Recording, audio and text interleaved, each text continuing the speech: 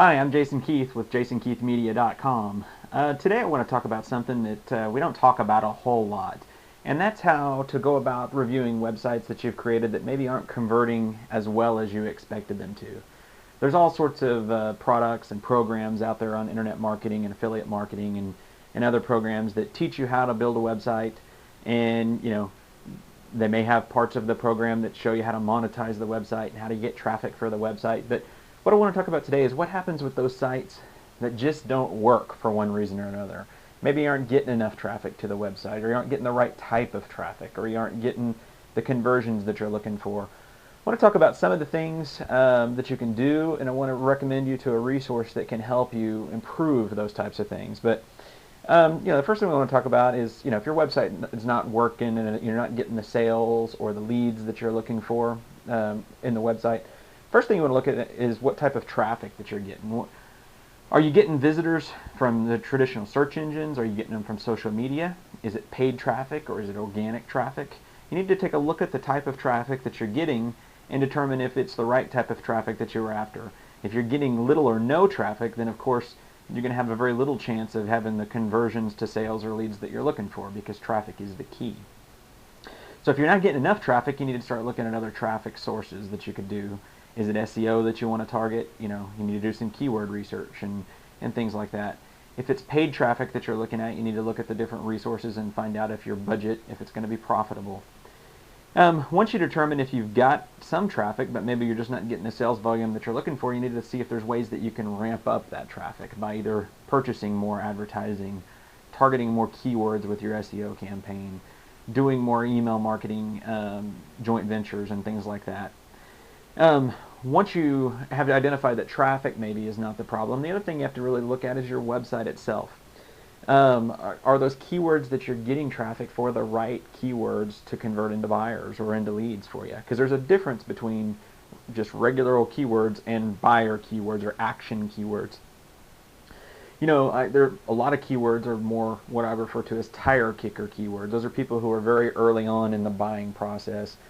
Then you've got the other keywords where people are, ready to purchase a vehicle. And a good rule of thumb, although this is not perfect, is when you're doing your keyword research, the longer the keyword phrase, the more chances that's a person further along in the buying process. Again, that's not a foolproof thing, but it's a good rule of thumb. The longer the keyword phrase, the more targeted it is, and the more that person may be in a buying frame of mind. The shorter the keyword, the more generic that maybe that person's real early on in the buying process. To give an example of something like this, if somebody was typing in new car in Google, well, they're very early on in the buying process. They haven't even determined what type of car, what brand of car, what model of car that they're looking for. On the other hand, if they're looking for 2011 Ford Explorer, that's a longer phrase keyword, but it's also much more targeted, so we know that person is much more closer in the buying phrase. Then you can add other ending words to those keyword phrases that even showcase you more that person's ready to make a decision. Keywords like reviews, prices, things like that, to where people are actually coming to the point of making a decision. So if your website's not converting and you do have the traffic, you want to make sure that traffic is the right type of traffic. So again, if it's SEO or paid advertising, you got to make sure it's the right keywords, otherwise you may not convert at all. If keywords, if you're confident that you have the right type of traffic, the right keywords or the right targeted traffic, and you're confident that you're getting enough traffic, but you're still not getting the sales volume that you're wanting to look at, a third thing that you really want to look at is the design and usability of your site. Are things positioned in the right way to maximize the success of the website?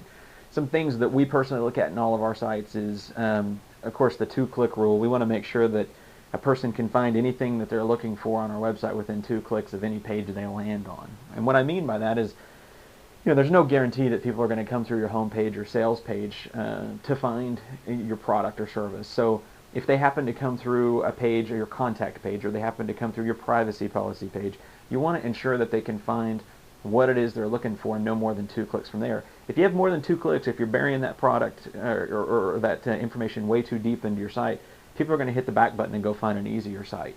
So that's one thing to look at. Make sure that your offers are above the fold and in the right, correct locations. And this is, I don't have a screenshot here to show you or anything, but just if you can visualize, if you go to google.com and you type in any keyword or key phrase, you'll notice that Google puts their ads, the paid ads, sponsored ads by Google, at the top, the top 3 ads, and then down the right-hand side of the page. They do this for a specific reason. They know that with website usability studies, a person's eyes tend to start at the top left-hand corner of a website, flow across the top, and then naturally go down the right-hand side of the website. You want to make sure that your website is set up in the same way, because people are looking at your website the same way they look at those Google search results. So you want to make sure that your best quality content, your best copy, is in those locations. So if you have a headline, put it up across the top of the page. If you have testimonials that are helping you promote your product, put those down the right-hand side. Put your buy buttons or your list of features down the right-hand side. Utilize that space. Another thing is, don't put your stuff too far down below the fold. When people come to your website, show them what they're after at the very top of the page. These types of usability things will help you. A couple of tools that I recommend you always use is, first and foremost, we didn't talk about that in the keyword section, but if you're doing the keyword research, is to use a tool like Google Analytics. Look at what type of traffic you're getting, where it's coming from, how long they're staying. There's all sorts of indicators that you can look at on there to help you. And then also split testing.